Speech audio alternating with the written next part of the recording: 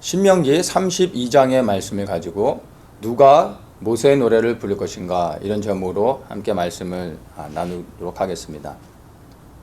성경에 보면은 모세의 노래가 두 군데가 나옵니다. 첫째는 이제 출애굽기 15장이고 두 번째 이제 신명기 32장에 나옵니다. 먼저 이제 출애굽기 15장에 나오는 이 모세의 노래를 보면 이스라엘 백성들이 애굽에서 나와 이제 가나안을 향해 가는데 홍해가 막혀져 있습니다. 그런데 뒤에는 애굽의 병거들이 그들을 죽이려고 쫓아오고 있습니다. 그러한 절박한 상황 가운데서 하나님께서 홍해를 열어주십니다. 그것이 그들에게는 엄청난 구원이었습니다. 그래서 놀랍게 이 바다가 갈라지고 하나님의 구원을 경험하며 그들이 홍해를 건넙니다. 자, 근데 문제는 그들이 막혀진 홍해를 하나님이 갈라주셔서 홍해를 건넜지만 이 갈라진 홍해로 그들을 쫓아오는 애굽의 병거들이 들어온다는 겁니다. 그러면 홍해가 갈라지기 전과 갈라진 후에 다른 점은 홍해를 건너기 전에 애굽의 병거들에게 죽는 것과 그리고 홍해를 건너서 애굽의 병거들에 의해서 몰살되는 것, 결국엔 죽는 것은 마찬가지죠.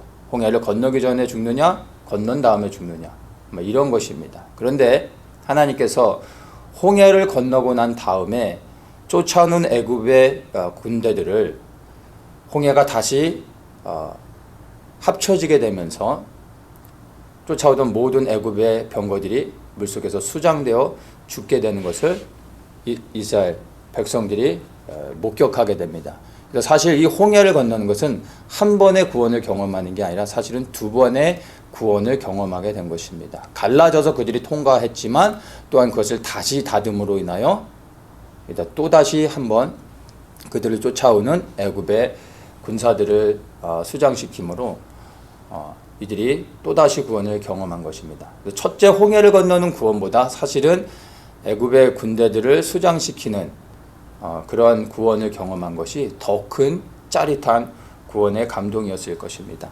그래서 그들이 보는 눈앞에서 쫓아오는 애굽의 병사들을 홍해 안에서 수장시키는 것을 통해 그들이 하나님이 행하신 놀라운 구원을 경험하면서 하나님께 감사와 찬양을 올려드렸습니다.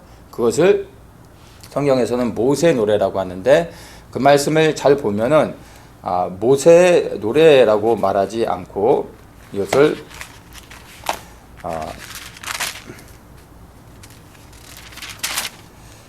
모세와 이스라엘 자손이 이 노래로 여호와께 노래하니 이렇게 말합니다. 그래서 이것은 엄연하게는 모세의 노래라기보다는 모세와 이스라엘 자손들이 홍해를 통해 하나님의 행하신 놀라운 구원을 보고 함께 기뻐하며 하나님께 경배와 찬양을 올려드린 그런 노래라고 볼 수 있습니다. 그래서 이것은 이스라엘 백성들이 하나님의 구원을 경험하면서 부른 찬양이라고 봐야 됩니다. 그래서 엄연하게 보면 이것은 모세의 노래는 아닙니다. 자, 두 번째, 우리가 이제 보게 될 신명기 32장에서 모세의 노래가 이제 등장하게 됩니다. 이 모세의 노래, 신명기 32장에 나오는 것을 우리가 좀 더 자세히 한번 보도록 하겠습니다. 이 모세의 노래는 모세가 가나안 땅에 들어가기 전에 이제 죽음을 당하게 됩니다. 근데 그가 광야에서 죽기 전에 이스라엘 백성들을 위해서 지은 노래입니다. 근데 이것은 모세가 만들었다기보다는 하나님의 명령에 의해서 모세가 지은 노래인데 그 땅에 들어가서 이스라엘 백성들이 반드시 불러야 될 그러한 하나님의 노래, 즉 하나님이 노래를 통하여 가르치시고자 했던, 잊지 않고 이스라엘 백성들이 불러야 된 그런 노래, 또 하나님의 가르침이라고 볼 수가 있습니다. 이스라엘 백성들이 하나님의 말씀을 지켜갔던 방법이 여러 가지가 있는데 첫째는 필사를 통해서 하나님의 말씀을 보존해 왔습니다. 그리고 또 하나는 구전을 통해서 하나님의 말씀을 지켜왔습니다.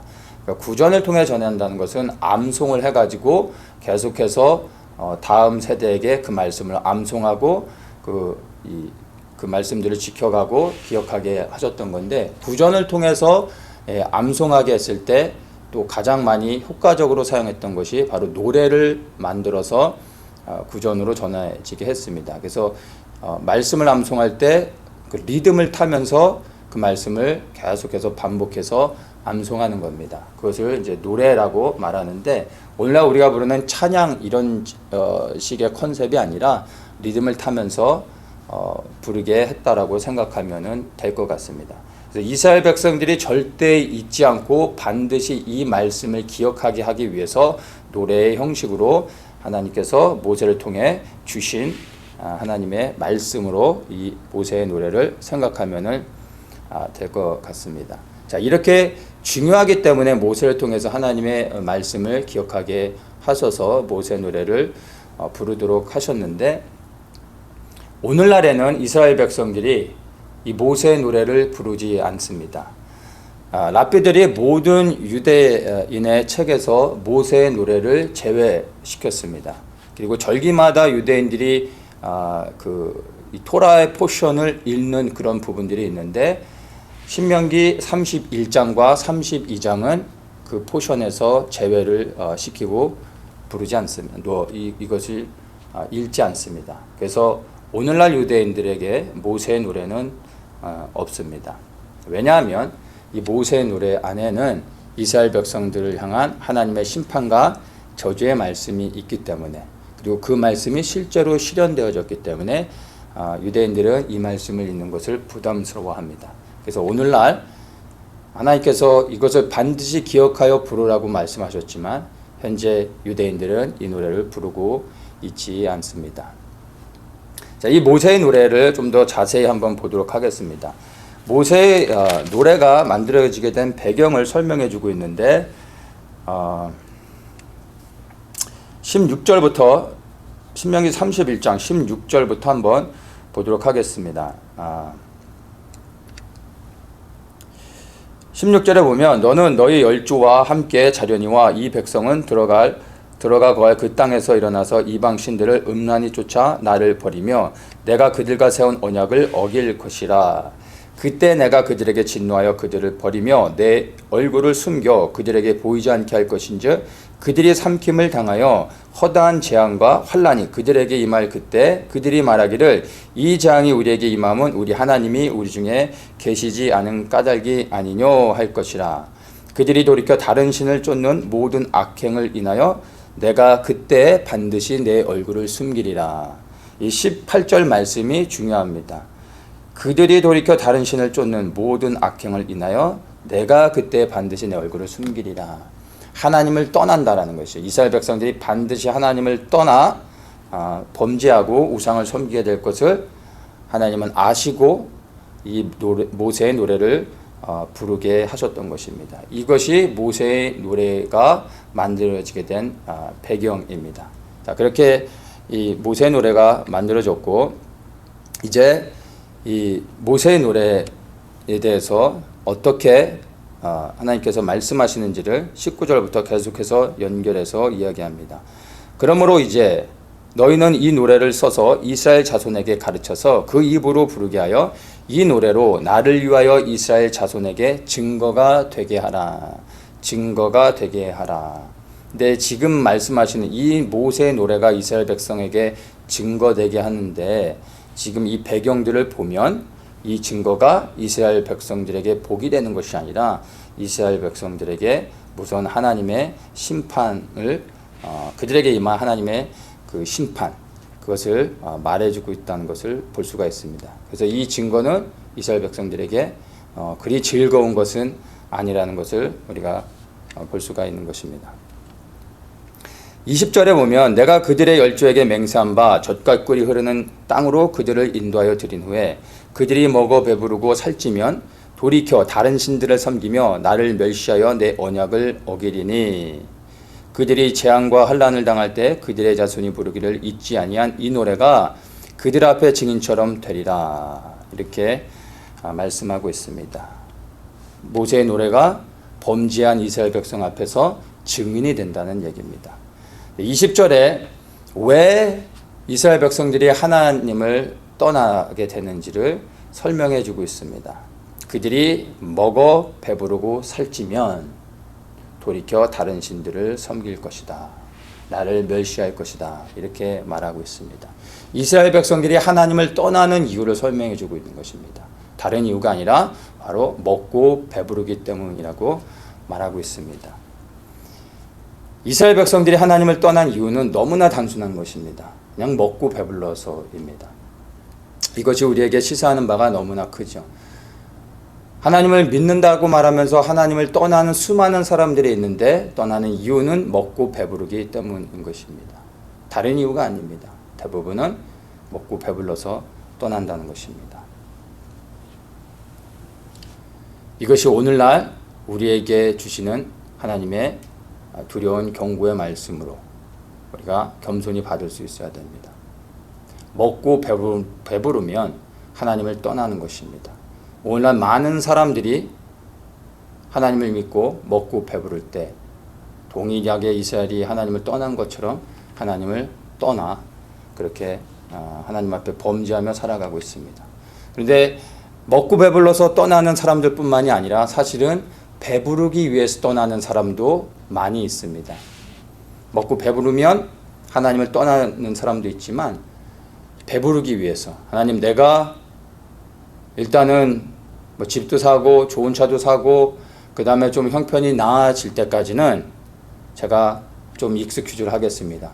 내가 좀 편안하게 살 만큼 되어지고 나면 그때는 내가 주님을 열심히 섬기겠습니다. 라고 하며 하나님을 떠나 살아가는 것을 당연한 것으로 생각하는 사람들. 그런데 그들이 원하는 것들을 이루고 난 후에 돌아와 하나님을 섬길 수 있을까요? 아니요. 그것은 절대 일어나지 않습니다. 혹 그들이 원하는 것을 얻었다 할지라도 그것을 얻었을 때는 이미 하나님은 너무 멀리 떠나서 다시 돌아오지 못하게 되는 것입니다. 그래서 먹고 배불러서 하나님을 떠나는 수많은 사람들이 오늘날 교회 안에 있습니다. 나의 삶은 어떤지를 여러분 돌아보셔야 됩니다. 나는 부유하지 않습니다. 그래서 이것은 나와 상관이 없습니다. 라고 말하는 사람도 있을 수 있습니다. 그러나 배고픈 사람도 배부르기 위해 하나님을 이미 떠나서 내 육신을 쫓아 정욕을 따라 살아가는 사람들도 있는 것입니다. 배불러서 떠나나 배고파서 떠나나 하나님을 떠나는 것은 다 마찬가지인 것입니다. 그래서 우리 그리스도인들의 삶은 처음부터 분명한 삶의 목적을 정해야 됩니다. 여러분 예수를 믿는 것이 먹고 배부르기 위해서 믿는 게 아닙니다. 배고프고 아니면 또는 배부르다 할지라도 이미 우리를 구원하신 예수 그리스도께 우리는 기쁨과 감사로 우리의 삶을 드려야 되는 것입니다. 그래서 배불러도 상관이 없고요. 배가 고파도 상관이 없습니다. 우리는 예수 그리스도를 위하여 우리의 삶을 다 드릴 수 있어야 됩니다. 그래서 예수 그리스도를 믿는 순간부터 우리의 삶의 방향 그리고 목적을 분명하게 정해야 되는 것입니다. 그렇지 않으면 배불러서 떠나기도 하고 배가 고파서 떠날 수도 있는 것입니다. 여러분의 삶의 현장 가운데서 지금 나의 삶의 태도는 어떠한지 여러분들 한번 돌아보시기를 축복합니다.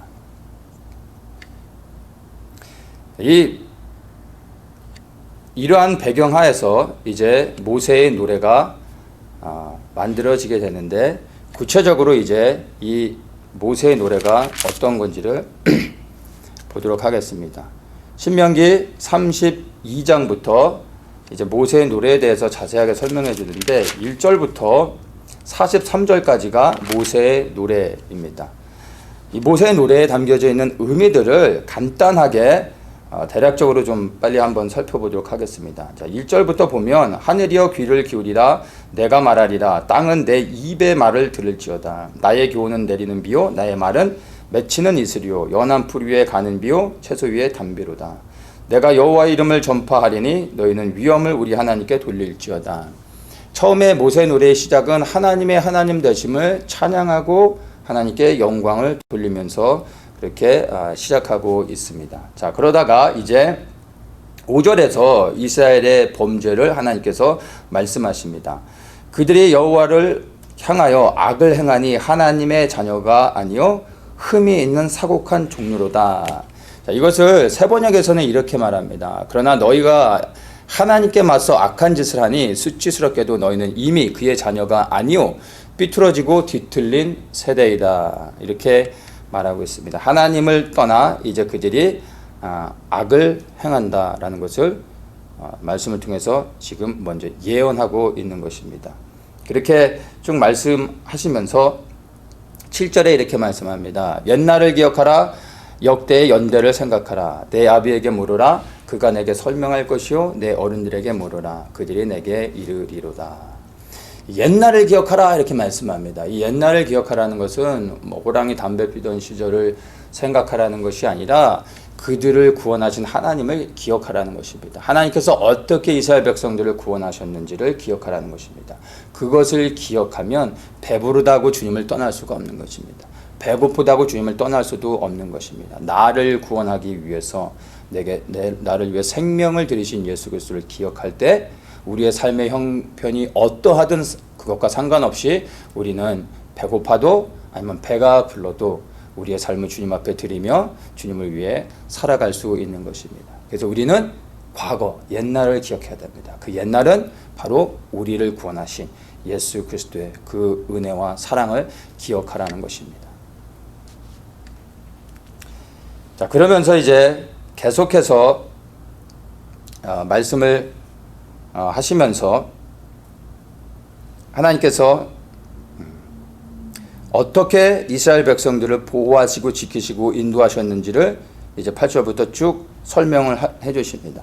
그러다가 12절에 여호와께서 홀로 그들을 인도하셨고 함께한 다른 신이 없었도다. 이 말씀이 굉장히 중요합니다. 하나님께서 홀로 이스라엘 백성들을 인도하셨습니다. 그리고 함께한 다른 신이 없었습니다. 이스라엘의 여호와 하나님이 이스라엘의 유일한 하나님이 되실 수 있는 이유인 것입니다. 그분이 홀로 이스라엘 백성을 구원하셨기 때문입니다. 그래서 그분만이 이스라엘의 왕이 되어줄 수 있는 것입니다. 동일하게 우리에게 이스라엘의 여호와 하나님이 우리의 하나님이실 수 있는 이유는 그분이 우리를 구원하셨습니다. 그분 홀로 우리를 구원하셨습니다. 그래서 여호와 하나님이 우리의 유일하신 하나님이 되실 수 있는 것입니다. 그리고 우리는 오직 하나님 한 분만을 섬겨야 되는 것입니다. 그래서 이 12절의 말씀은 이스라엘 백성에게 주는 말씀이 아니라 바로 오늘날 하나님을 믿고 섬기며 살아가야 되는 우리들에게 동일하게 주시는 말씀입니다. 기억해 하십시오. 여호와께서 홀로 우리를 구원하셨다는 것입니다.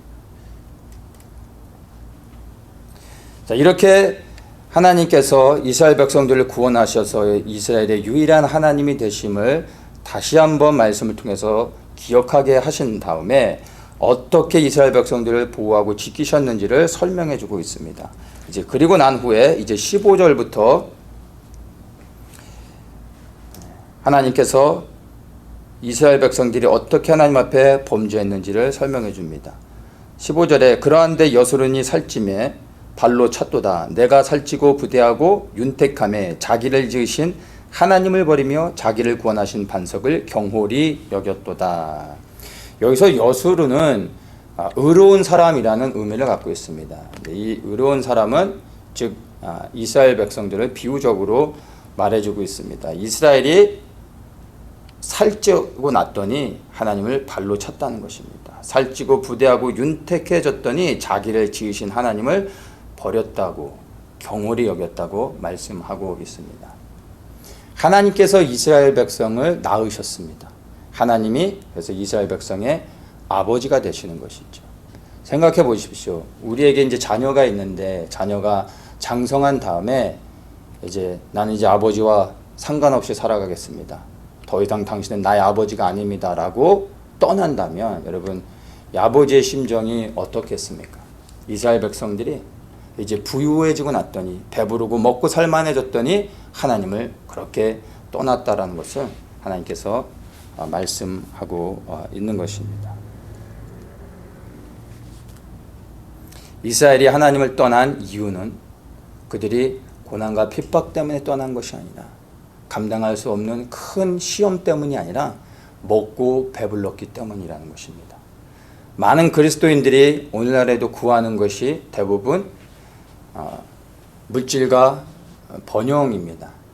근데 여러분, 이런 것들을 구하면 우리가 구하는 것을 만약 받았을 때 먹고 배부른 다음에 하나님을 떠날 가능성이 너무나 많습니다. 우리 믿는 그리스도인들은요, 먹고 배부르는 것을 구해서는 안 됩니다. 그렇다고 가난하게 살라는 것도 아닙니다.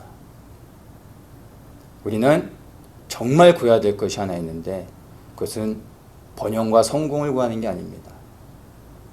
어떠한 상황에 처하든지, 내가 배부르든지 아니면 내가 배고프든지 어떠한 상황에서도 하나님이 나의 유일하신 하나님이요 나의 섬길 자이심을 고백하고 어떤 형편과 상황에서도 오직 하나님만을 사랑하며 섬길 수 있는 변하지 않는 그 믿음을 달라고 우리가 구해야 되는 것입니다.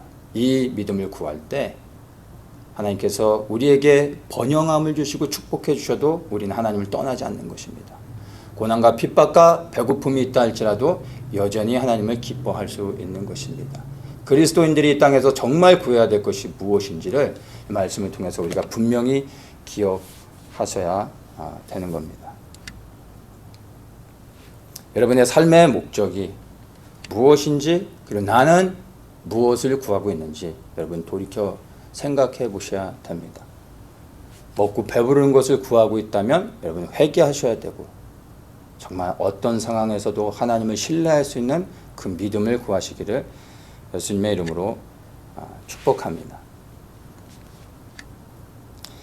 자, 하나님이 이렇게 이스라엘 백성이 하나님을 떠난 것을 책망하시면서 이제 하나님께서 이렇게 말씀하십니다. 18절에 너를 낳은 반석은 내가 상관치 아니하고 너를 내신 하나님은 내가 잊었도다.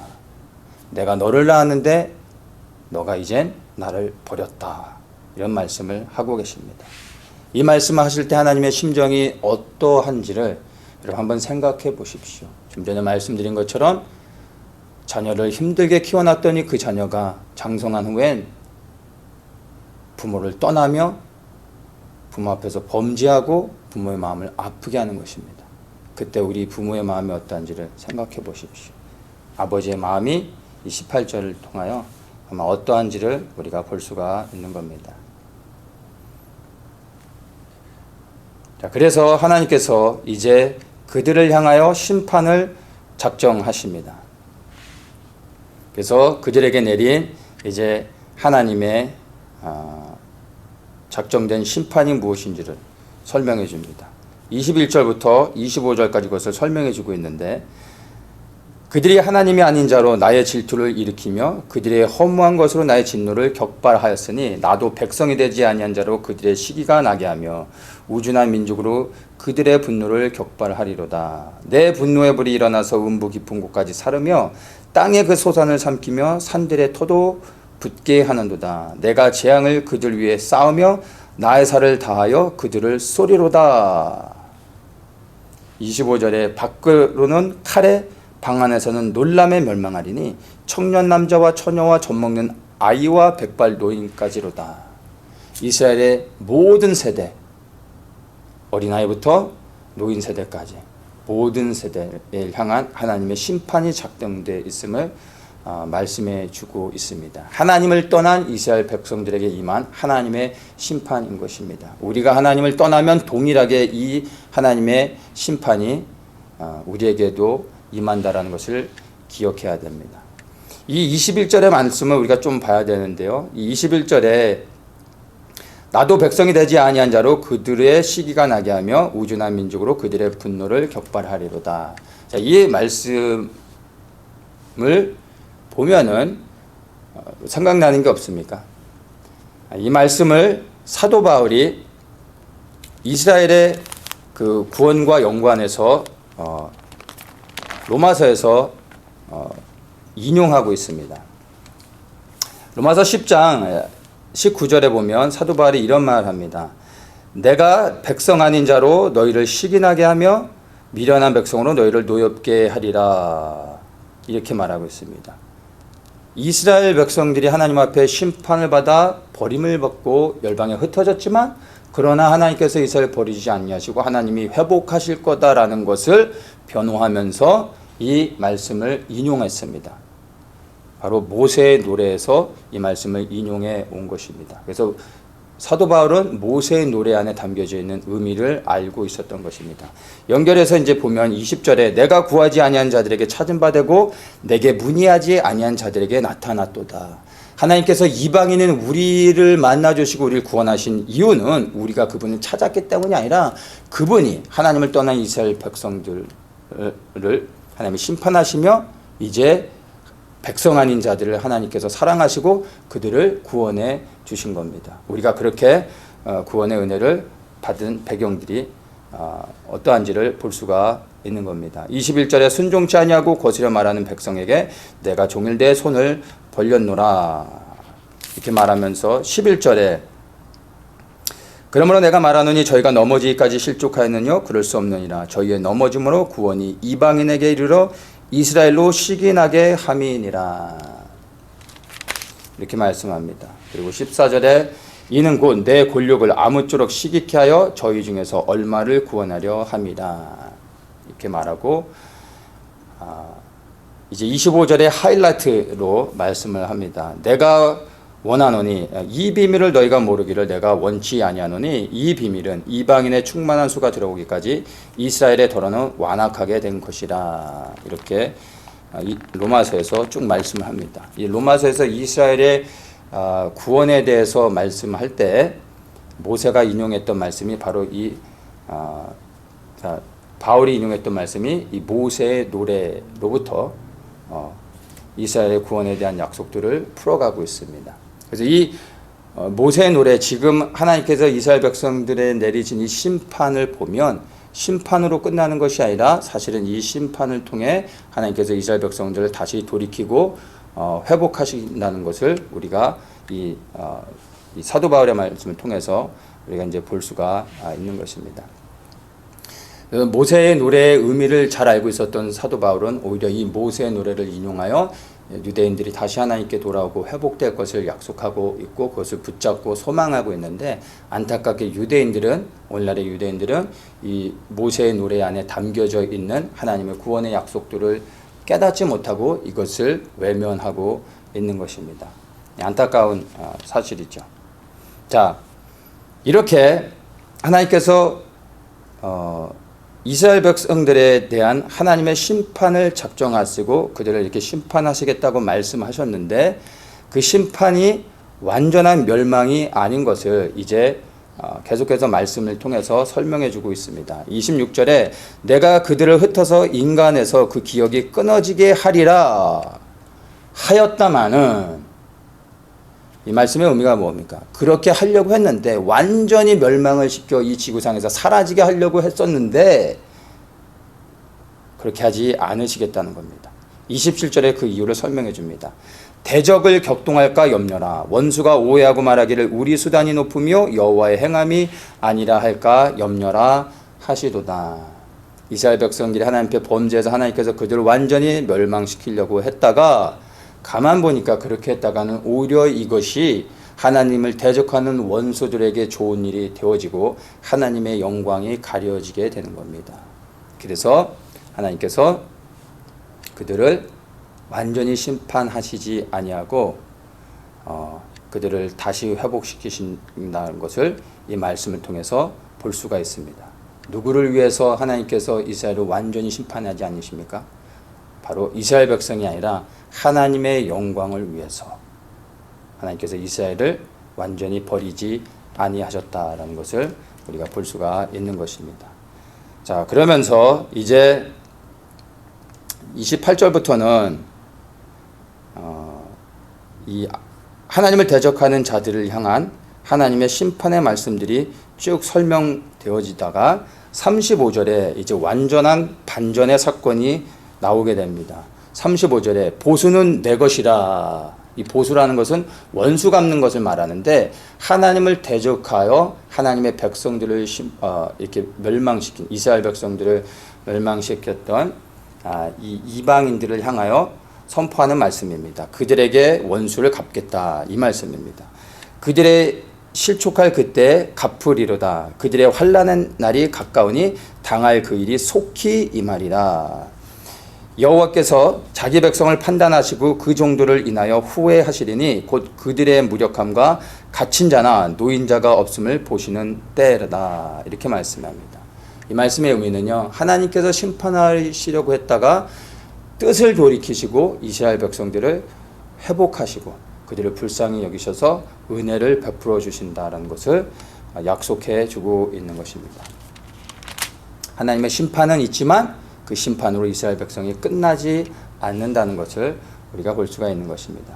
그러면서 이제 39절에 이제는 이렇게 말씀합니다. 여기서 이제는 이라는 것은 이제 심판하는 그날에, 즉 하나님의 백성 이스라엘이 아니라 이 심판은 곧 이방인들, 하나님을 대적하는 원수들을 향하여 말씀하는 것입니다. 이제는 그 심판하는 날에 나 곧 내가 그인 줄 알리라. 나와 함께하는 신이 없도다. 내가 죽이기도 하며 살리기도 하며 상하게도 하며 낫게도 하나니 내 손에서 능히 건질 자 없도다. 이런 말씀을 이제 선포하십니다.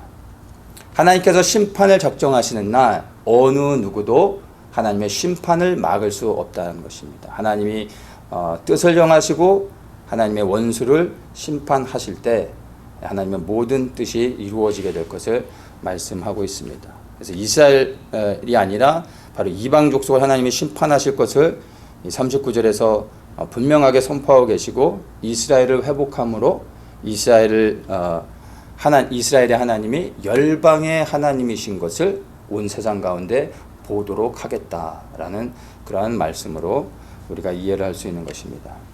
그러면서 이제 40절부터 쭉 그 심판에 대한 것들을 설명해 주다가 이제 43절이 나옵니다. 보통 이 모세의 노래를 42절에서 끊는 경우들이 많은데 모세의 노래의 절정은 43절입니다. 그래서 저는 이 모세의 노래의 핵심을 43절로 보는데 너희 열방은 주의 백성과 즐거워하라. 주께서 그 종들의 피를 갚으사 그 대적에게 보수하시고 자기 땅과 백성을 위하여 속죄하시리로다. 이렇게 이제 선포하고 있습니다. 자, 이것을 제가 세 번역으로 한번 읽겠습니다. 그러면 조금 더 의미가 좀 잘 전달이 됩니다. 하늘아, 주님의 백성을 찬양하여라. 모든 신들아, 주님을 섬겨라. 주님께서 그 자녀의 피를 흘린 자에게 원수를 갚으시고 당신의 대적들에게 복수하신다. 주님께서는 주님을 미워하는 자들에게 보복하시고 그의 백성의 땅을 정결하게 하신다. 이렇게 선포하면서 모세의 노래가 맞춰지고 있습니다. 자, 이것을 통해서 모세의 노래의 결론을 우리가 볼 수가 있는 것입니다.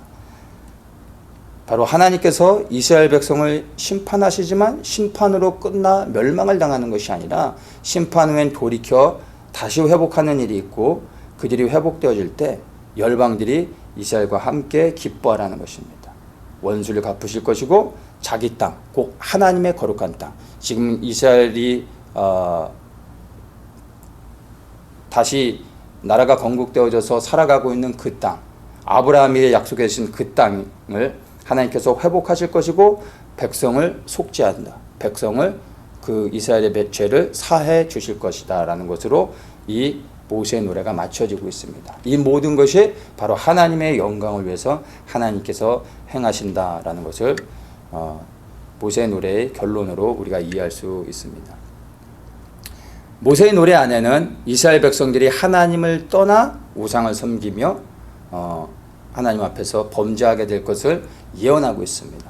거기서 끝나지 않고 그들을 향한 하나님의 정해진 심판도 말씀해주고 있지만 그러나 더 중요한 마지막 결론은요, 하나님께서 뜻을 돌이키시고 그들을 회복하시고 하나님께서 이스라엘 백성을 통하여 영광을 받으시는데 그때 온 열방이 이스라엘의 하나님을 보며 그 하나님을 찬양하게 된다는 것입니다.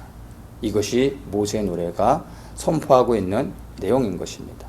정리하면은 하나님의 영광을 위하여 하나님께서 원수들을 심판하시고 하나님의 땅을 회복하고 이스라엘을 하나님께서 회복하신다는 것입니다.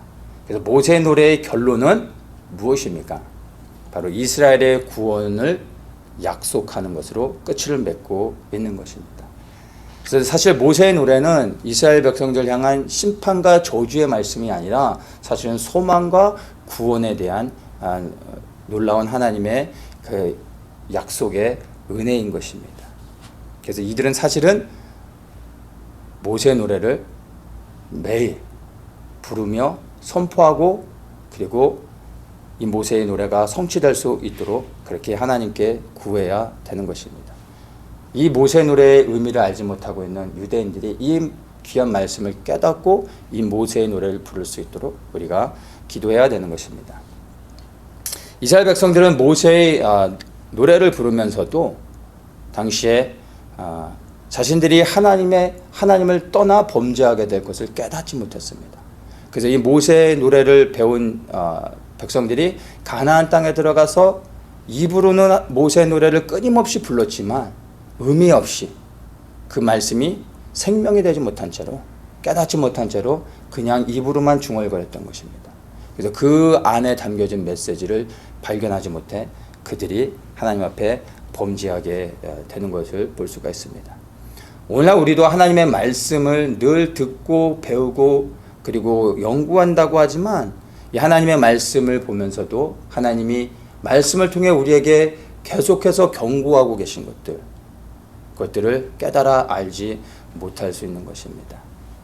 이 하나님의 경고의 말씀을 깨닫고 하나님 앞에 두려워하며 무릎 꿇고 나아가는 자, 그래서 회개하며 하나님 앞에 무릎 꿇는 자들이 바로 하나님의 심판을 피하고 구원을 얻는 자들인 것입니다.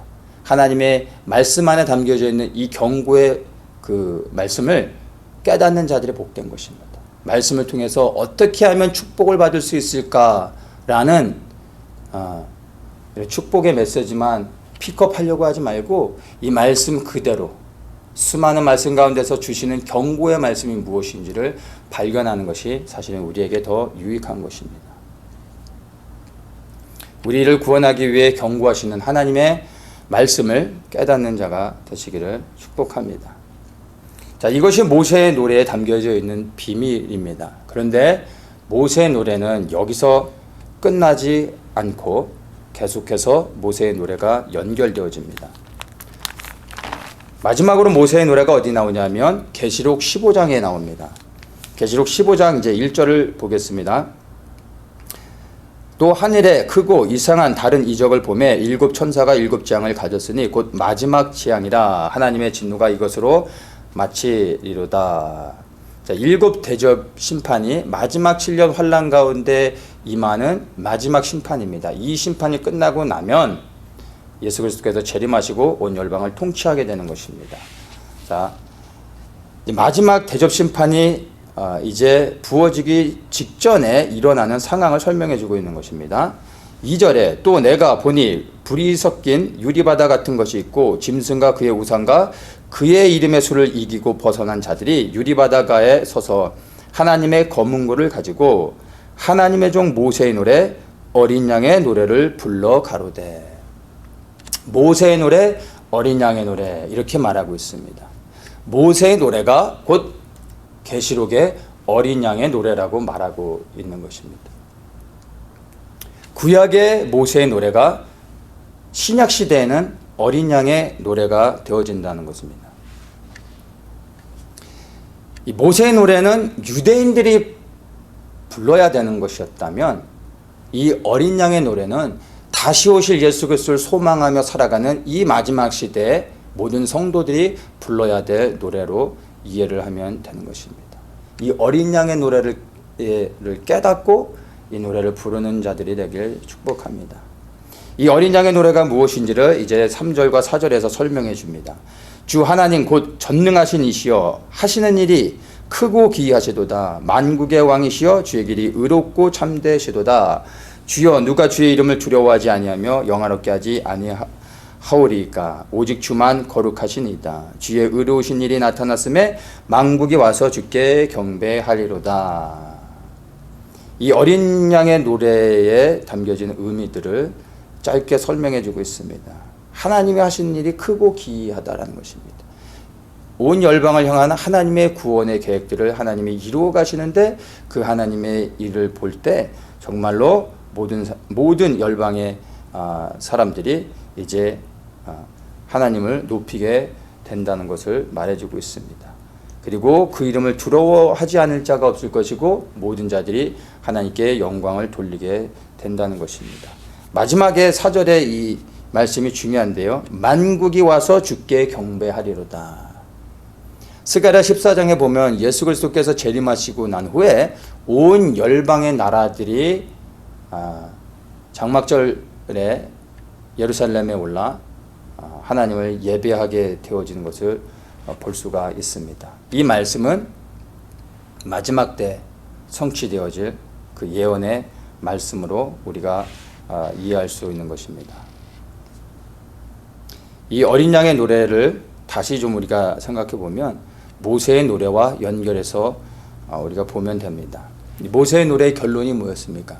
하나님의 원수들을 심판하시고 하나님께서 하나님의 땅 이스라엘을 회복하시고 하나님의 백성 이스라엘을 회복하여 그들의 메시아 예수 그리스도를 영접하고 그분을 섬기게 하시겠다는 겁니다. 이렇게 이스라엘이 온전히 회복되어지고 나면 온 열방이 하나님을 두려워하고 하나님께 영광을 돌리며 메시아께와 경배하게 된다는 것입니다. 이것이 어린 양의 노래를 통하여 예언하고 있고 약속하고 있는 것입니다. 그래서 모세의 노래와 이 어린 양의 노래는 연결되어지는 것입니다. 이 모세의 노래는 아직 성취되지 않았습니다. 어린 양의 노래를 통해 성취되어질 것입니다. 그래서 이 모세의 노래를 우리가 이 시대에 주목해야 되는 것입니다. 자, 이 어린 양의 노래를 부르는 사람들이 있는데 어떤 사람들이 어린 양의 노래를 부르는지를 2절에서 설명해 줍니다. 어떤 사람들이냐면 짐승과 그의 우상과 그의 이름의 수를 이기고 벗어난 자들이 바로 이 어린 양의 노래를 부른다라고 말하고 있습니다. 이 말의 의미가 뭐냐 하면 이제 마지막 신년 때 짐승의 표 666을 받는 일이 있게 되는데 이 표를 받는다는 것은 짐승에게 경배하는 것이고 짐승에게 경배하며 표를 받는다는 것은 하나님을 떠나 우상을 섬기는 것입니다. 그러한 모든 자들은 하나님의 불의 심판을 받게 되어질 것입니다. 그런데 짐승과 그의 우상과 그의 이름의 수를 이기고 벗어난 자들은 바로 이 마지막 이 7년의 환난 가운데서 끝까지 그리스도를 부인하지 않고 짐승의 표를 받지 않아 순교한 사람들을 말합니다. 바로 이렇게 예수를 믿는 것 때문에 생명을 걸고 믿음을 지켜 순교한 자들이 하늘에 올라가서 이 어린 양의 노래를 부르게 되는 것입니다. 이들이 어린 양의 노래를 부를 때 마지막 이 땅을 향한 대접 심판이 이 세상 가운데 부어지게 되고 그 심판을 끝으로 그리스도께서 재림하신다는 것입니다. 어린 양의 노래는 이 땅에서 부르는 것이 아니라 바로 하늘에서 부르는 것인데 이 노래를 부르는 자들은 짐승의 표를 받지 않고 순교를 함으로 그들의 믿음이 어떠한지를 증명했던 자들이 하늘에서 당당하게 이 어린 양의 노래를 부른다는 것입니다. 이 땅에서 모세의 노래를 부르는 자들이 하늘에서 어린 양의 노래를 부르게 되는 겁니다. 이 땅에서 모세의 노래를 부른다는 것은요, 어떤 고난과 핍박 가운데서도 굴하지 않고 생명 걸고 예수를 믿는다는 것을 의미합니다. 그렇게 생명 걸고 예수를 믿는 자들이 그리하여 이 땅에서 모세의 노래를 끊임없이 선포하는 자들이 하늘에서 어린 양의 노래를 부르게 되는 겁니다. 이 어린 양의 노래를 부르는 자들이 온전한 구원을 받게 되는 것입니다. 하늘에서 어린 양의 노래를 부를 수 있는 자들이 되기를 축복합니다. 근데 이 하늘에서 어린 양의 노래를 부르기 위해선 이 땅에서 모세의 노래를 부를 수 있는 자들이 되어야 되는 겁니다.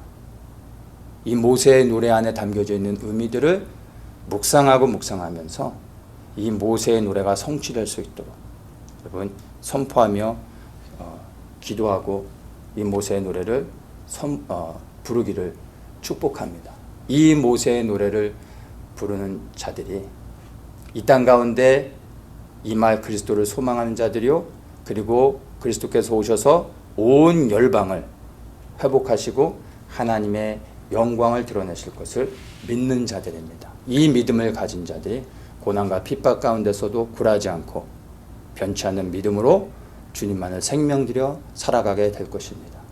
이 모세 노래는 유대인이 아닌 바로 그리스도를 믿는 유대인과 이방인 새로운 연합을 통하여 온 교회가 함께 불러야 될 노래인 것입니다. 오늘날 주님께서 이 모세의 노래를 부를 자들을 찾고 계신 것입니다. 담대하게 모세의 노래를 부르면서 저 하늘에 올라가 어린 양의 노래를 부를 수 있는 분들 되시기를 예수님의 이름으로 축복합니다.